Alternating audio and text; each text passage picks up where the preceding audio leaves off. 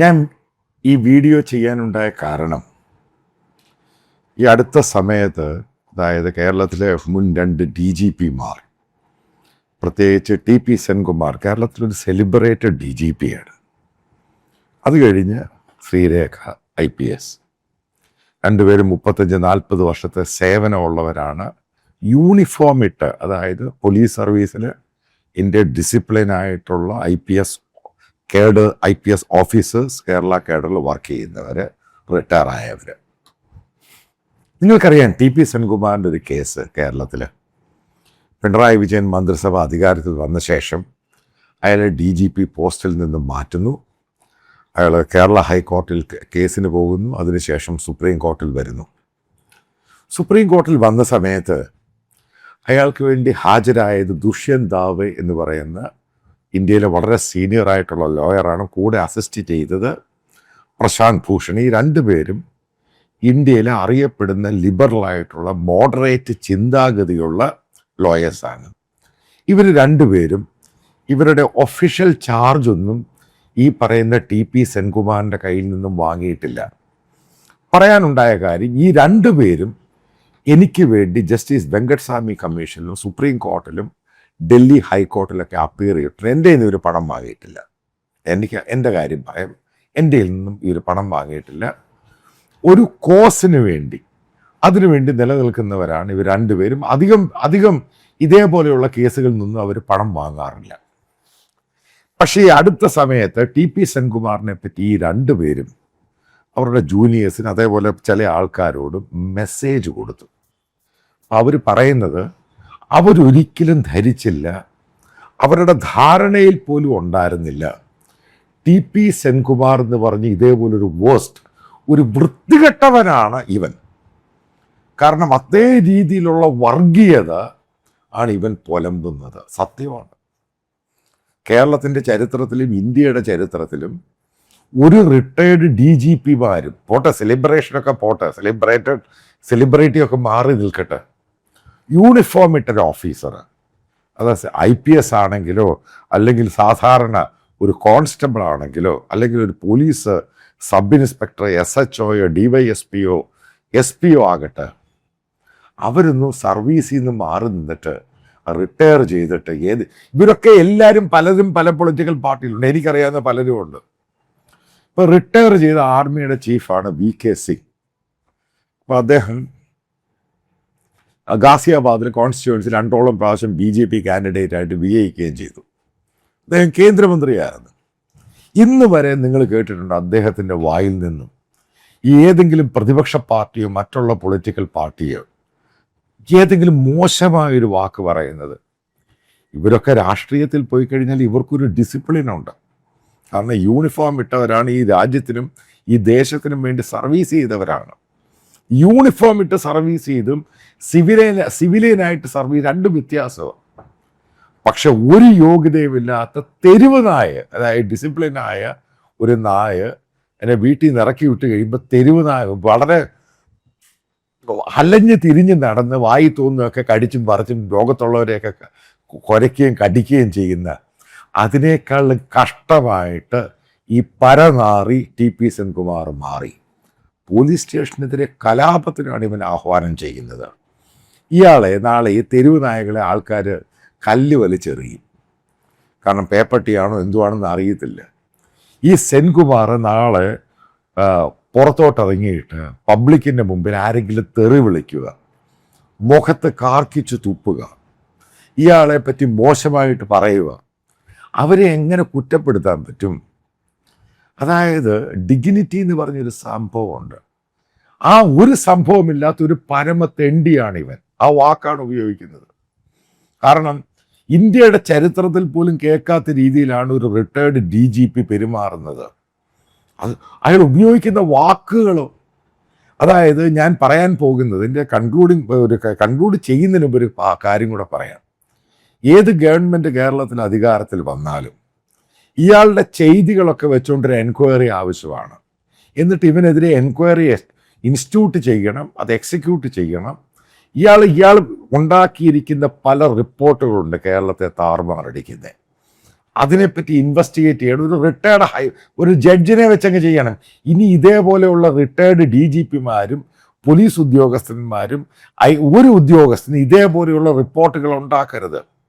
കാരണം കേരളത്തെ നശിപ്പിച്ച ഒരു റിപ്പോർട്ടാണ് ഇവൻ തയ്യാറാക്കിയത്. ഇന്ന് വരെ കേന്ദ്ര ഗവൺമെൻറ്, അതായത് കേന്ദ്രം ഭരിക്കുന്ന BJP 12ഓളം പ്രാവശ്യം ഞാനും ക്വസ്റ്റ്യൻ കൊടുത്തിട്ടുണ്ട്. ഈ പറയുന്ന റൈറ്റ് ഓഫ് ഇൻഫർമേഷൻ ഇത് സംഭവം സത്യമാണോ? പാർലമെന്റിൽ ചോദ്യം വന്നിട്ടുണ്ട്.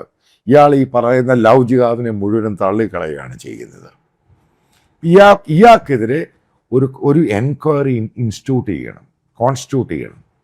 കാരണം ഇയാളെ വെറുതെ വിടരുത്. അതേപോലെ തന്നെ കേരളത്തിലെ പോലീസുകാരോട് എനിക്ക് പറയാനുള്ളത്, ഇയാൾക്കെതിരെ വല്ല കേസോ ഇയാൾ എന്തെങ്കിലും വിളിച്ചു പറയുമ്പോൾ നിങ്ങൾ എങ്ങനെയാണ് ഒരു പ്രതിയെ കൈകാര്യം ചെയ്യുന്നത്, അതുപോലെ ഇവനെ കൈകാര്യം ചെയ്യണം. പോലീസ് സ്റ്റേഷൻ്റെ മൂലയ്ക്ക് ഈ DGP എന്ന് പറഞ്ഞവനെ കൊണ്ട് നിർത്തണം. ആ രീതിയിലാണ് ഇയാൾ പെരുമാറുന്നത്. അതായത് കേരളത്തിൻ്റെ ഒരു സോഷ്യൽ ഫാബ്രിക് ഉണ്ട്, അത് ലോകം മുഴുവൻ അംഗീകരിക്കുന്ന സംഭവമാണ്.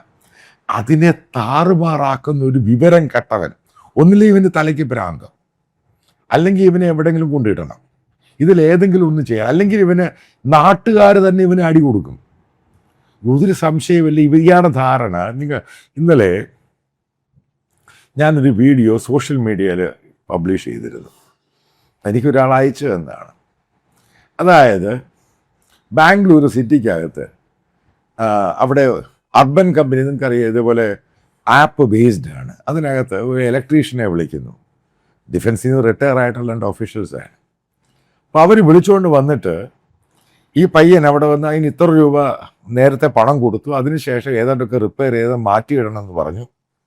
ആ പണം കൊടുക്കാൻ തയ്യാറ് ഈ പയ്യനുമായിട്ട് ഉടക്കായി. അതിനുശേഷം ഈ പയ്യൻ്റെ പേരെങ്ങാണ്ട് മുസ്ലിം പേരാണ്, ഫിറോസോ ഫൈസൽ എന്നെങ്ങാണ്ട. എന്നിട്ട് ആ 2 പേരും ഇവൻ ജിഹാദിയാണ്, മുസ്ലിമാണ്, അതാണ് ഇതാണ് എന്നും പറഞ്ഞ് ഇവൻ്റെ മേളിലൊക്കെ കയറി. എന്നിട്ട് എന്തോ ഉണ്ടായി, ഇവൻ അടുത്തുള്ള ആൾക്കാരെല്ലാം കൂടെ അങ്ങ് കൂടി. എന്നിട്ട് അവർക്ക് താക്കീത് കൊടുത്തു. എന്നിട്ട് ഈ പ്രായമായ 2 കപ്പിൾസും മാപ്പ് പറയേണ്ടി വന്നു. ഇതേപോലെ സെൻകുമാർ എന്ന് പറഞ്ഞ പരമചറ്റയെ കൊണ്ട് പബ്ലിക്കിനോട് മാപ്പ് പറയിപ്പിക്കണം. അത് കേരളത്തിലെ ഓരോ ആൾക്കാരും ഏറ്റെടുക്കണം. കാരണം വർഗീയതയിൽ കൂടെ എങ്ങനെ മുന്നോട്ട് പോകാമെന്ന ഒരു റിസർച്ച് നടത്തുന്ന ഒരു പരമനാറിയാണ് സെൻകുമാർ.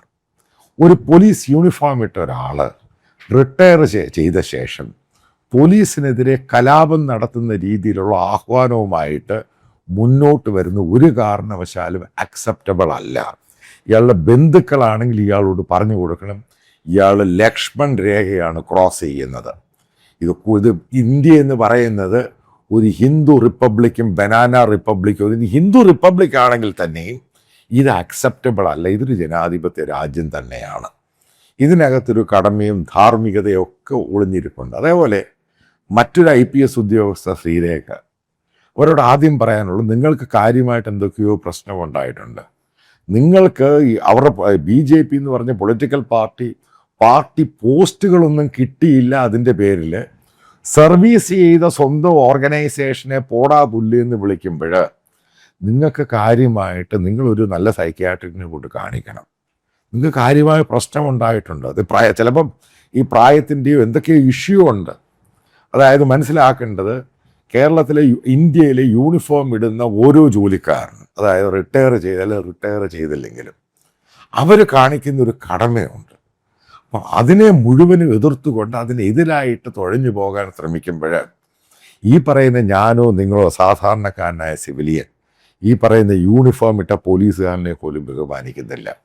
ആ രീതിയിലാണ് ഈ 2 സാധനങ്ങളും പെരുമാറുന്നത്. ഇവരേത് പൊളിറ്റിക്കൽ പാർട്ടിക്ക് വേണ്ടി പ്രവർത്തിച്ചാലും പ്രവർത്തിച്ചില്ല, അതൊക്കെ അവരുടെ കാര്യമാണ്. അതേപോലെ പ്രവർത്തിക്കുന്ന 100 കണക്കിന് 1000 കണക്കിന് പേര് ഇന്ത്യയിലുണ്ട്.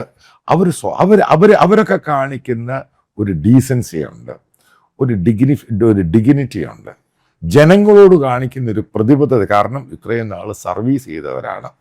അപ്പോൾ അതിൻ്റെ ഒരു അവർക്ക് കിട്ടുന്ന ഒരു സ്വയമായിട്ടുള്ള ഒരു ഡിഗ്നിഫൈഡ് ആയിട്ടുള്ള ഒരു സ്റ്റാറ്റസ് ഉണ്ട്. അതിനെ മുഴുവനും തച്ചു തകർക്കുന്ന രീതിയിലാണ് ഈ സെൻകുമാറും ഈ ശ്രീരേഖ IPSും പെരുമാറുന്നത്. ഇവർക്ക് കാര്യമായിട്ട് എന്തൊക്കെയോ പ്രശ്നമുണ്ട്. എനിക്കറിയത്തില്ല എന്തുകൊണ്ടാണ് ഇവർ ഈ പറയുന്ന രണ്ടുപേർ, അതായത് BJP എന്ന് പറഞ്ഞ പൊളിറ്റിക്കൽ പാർട്ടിക്കകത്ത് കേരളത്തിൽ പോകുന്നവനൊക്കെ ഈ സ്വഭാവം എങ്ങനെ ഉണ്ടാകുന്നു എന്ന് എനിക്കറിയത്തില്ല. ഇവരുടെയൊക്കെ ധാരണ ഇവരൊക്കെ ഉദ്ദേശിച്ചു കഴിഞ്ഞാൽ കേരളത്തിലെ ഫാബ്രിക് നശിപ്പിക്കാൻ പറ്റത്തില്ല. സെൻകുമാർ നിന്നോട് തന്നെ പറയുകയാണ്, നീ ചത്താലും നിന്റെ അടുത്ത 10 തലമുറ വന്നാലും കേരളത്തിൻ്റെ സോഷ്യൽ ഫാബ്രിക് തകർക്കാൻ പറ്റത്തില്ല. ചിലപ്പം നീയും നിൻ്റെ കുടുംബം ഇതോടങ്ങ് തീർന്നു പോകും. കാരണം കേരളത്തിലെ ഏറ്റവും വെറുക്കപ്പെടുന്നവർ നീയും നിൻ്റെ കുടുംബവുമാണ്. നീ ഇത് ഓർത്തിരിക്കുന്നത് നിനക്ക് കൊള്ളാം.